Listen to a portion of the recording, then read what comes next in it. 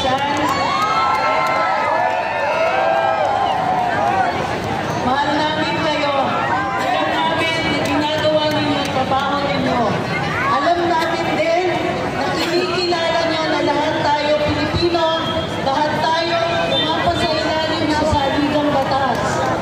Ayon sa saligang batas, ang bawat mamamayan may karapatan magsalita, magpahayag, magtipon-tipon ng mapayapa, and to petition for redress of grievances.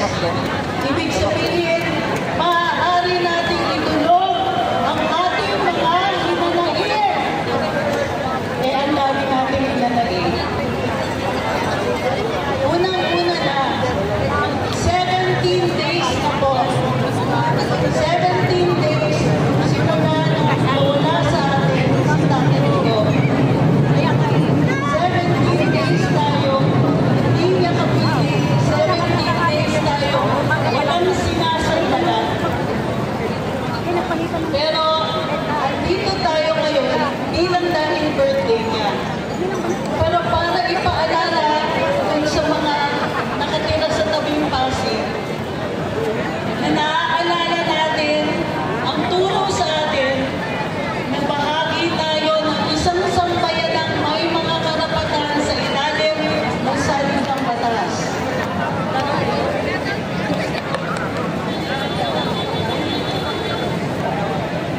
Kung tayo ay nagpupulong-pulong ng mapayapa, hindi dapat tayo magugulong. Kung tayo ay walang ginagawang masama, walang krimen na ginagawa, hindi pwede tayo tigil. Kung tinuhuli tayo, kailangan mayroong warrant of arrest. O kaya tayo ay may ginagawang krimen. May ginagawa ba tayong krimen ngayon? Manatili tayong mapayapa. Dahil gusto ko rin nakasama natin ang ating mga law enforcers para naririnig nila ang ating mensahe. Isa sa natutunan natin sa ilalim ng Administrasyong Duterte ay may karapatan tayong mabuhay ng mapayapa. May karapatan tayo na hindi tayo ma-hold up habang naglalakad pa uwi. May karapatan tayo na maniwala na yung ating pinabayad na buwis ay pinangangalagaan ng mabuti at ginagamit sa tama. Mayaman pala ang Pilipinas, maraming proyekto pala ang pwedeng magawa pag tayo'y nagbabayad ng buwis. Nakikita niyo ba ang Manila? Banda yun sa side ng Pasay. Noong 2016, wala pa lahat ng flyover na yun. Wala yung North-South Connector Road. Wala po yung mga diversion roads. Hindi inabot ng 6 na taon na tapos yun at nagbago ang mukha ng Manila at Pasay. Nangyari yan sa buong Kapuluan. Nagpunta ako sa Sulu. Hindi kasi ako lumaki.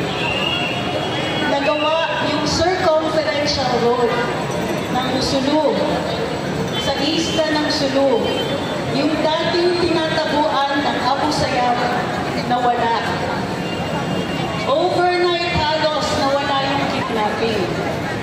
Overnight halos nawala na yung mga labanan, yung barilan sa pagitan ng AFP at ng mga insurgents. Simple lang. Ginamit yung buwis natin sa tamang paraan. Noong 2024, ang Administrasyong Marcos nagsingit ng provision sa budget. Yung provision na yun, pinapayagan ang mga GOCC tulad ng PhilHealth, PDIC, GSIS na magdeklara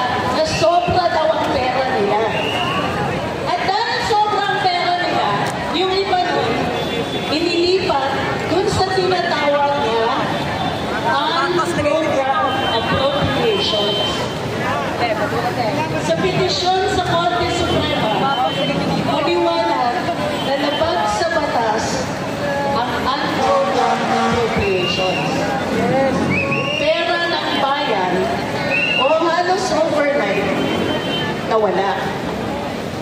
Yun po, ang noong 2024, namigay sila ng halos 800 bilyon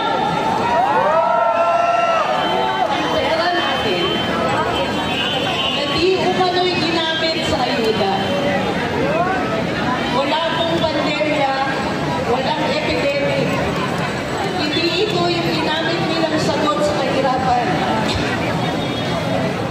Nawala na tayo, nabawasan ng matindi ang nilaan na pera para sa healthcare. Kung kayo po ay nakakaranas ng sakit, may karamdaman, nung panahon ni Duterte, mayroong zero billing. Uuwi ka, wala kang binayad, kahit 5. Dahil sa budget ng 2024, kahit yung mga 4Ps, hindi na po nakakaranas ng libreng gamot o pagpapagamot. Kung ang 4Ps ay 0, paano pa tayo? Wala silang natanggap. Sa kadalasan, 7% lang ng hospital bill natin mababayaran ng PhilHealth kung kayo ay nagbabayad. Ibig sabihin, sa 100,000 pesos na hospital bill nyo, ang sasagutin ng PhilHealth, 7,000 lang. Maswerte pa tayo kasi sa 4Ps, kahit malubha ang sakit, tatanggihan sila ng ospital. Ang laki naman ng diferensya nun sa panahon na pwede kang pumasok sa ospital at uuwi nang ginamot ka na at wala kang babayaran. Maraming salamat sa pagbabayad ng buwis at sa maayos na paggamit nito. Ngayong 2025, mas malala ang ginawa nila sa budget natin. Yes! Marami nang naligaw. Nasa Korte Suprema ang petisyon at dinidinig.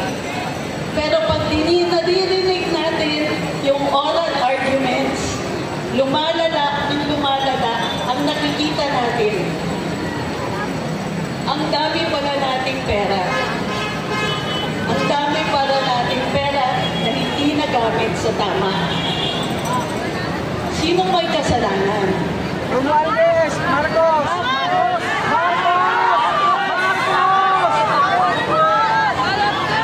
Pag mahina ang liderato, hindi nahuhuli ang tiwali. Pag mahina ang liderato, mataas ang crime rate. Pag mahina ang liderato, kahit ang kapulisan natin, hindi maaalagaan.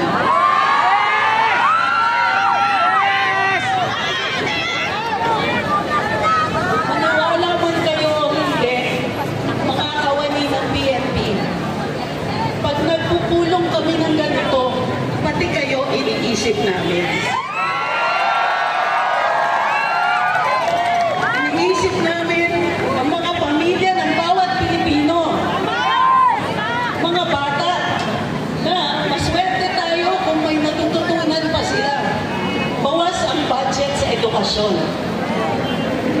Iniisip namin ang mga magulang ninyo, tumatanda na, pero ang laki ng medical expenses.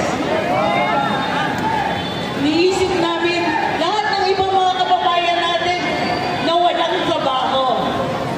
Ang mga OFWs nangungulila, hindi makauwi kasi ang mahal ng bilihin dito.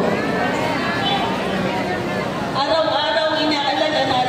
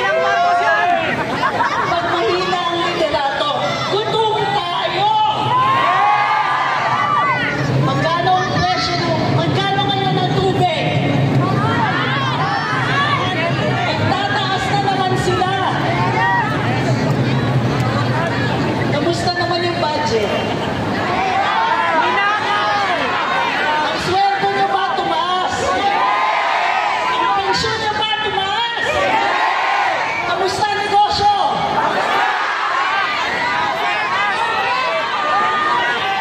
Pag mahina ang liderato, hindi masaya ang taong bayan.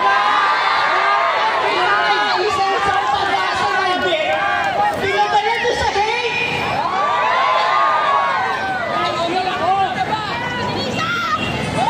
Dahil birthday ni Tatay Tigo, anak-anak sa kanya, mangako tayo. Yes. Tatay Tigo, ang pangako namin, paglalaban namin yung saligang batas. Pag sinunod ito, walang magugutom eh. Kasi hindi nanakawin yung pera. Pag sinunod namin ito, hindi tayo matatakot maglakad pa uwi. Kasi bababa yung crime rate eh.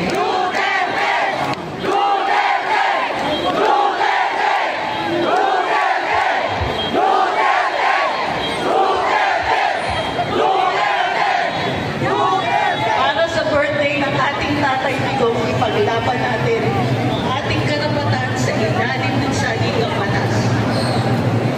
Karapatan namin magpulong-pulong. Gaya ng ginagawa natin ngayon. Nagpupulong tayo ng mapayapa. Nagpupulong tayo ng mapayapa para madinig yung ating hinanaing. Legal yan, Article 3 yan sa saligang batas. Hindi nga dapat kailangan ng permit, sabi ng Korte Suprema.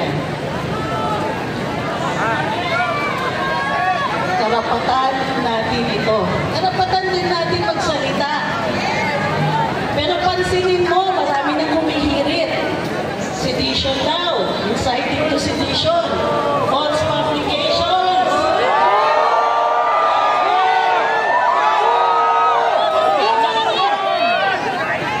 Kalokohan talaga. Walang kwenta.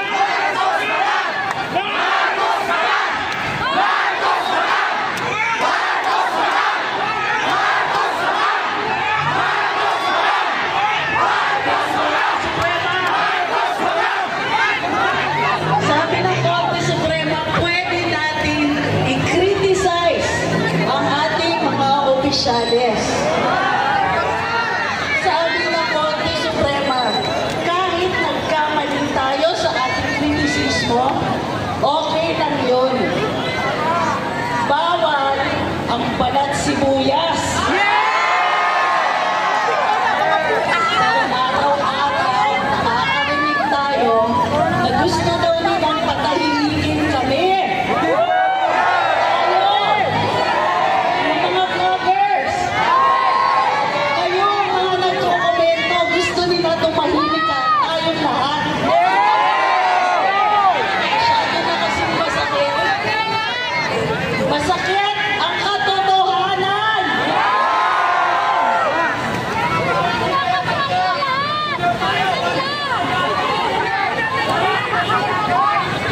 Tama. So, anong gagawin natin? Ituloy natin ang paggamit natin sa ating karapatan magsalita. Yan! Magpulong-pulong! Gawin natin until sila ang makinig sa atin. Isa pa, tandaan natin, tayo ang naghalal. Ang boses ng masa, boses ng Diyos. Boses ng autoridad. Boses ng saligang batas. Boses ng hari. Tayo ang autoridad. Tayo ang nagluklok sa kanila sa pwesto. Ang pagsasalita natin ay dapat pinakikinggan. Hindi tayo dapat pinapakahimik. Alam niyo kung ano yung pinakaayaw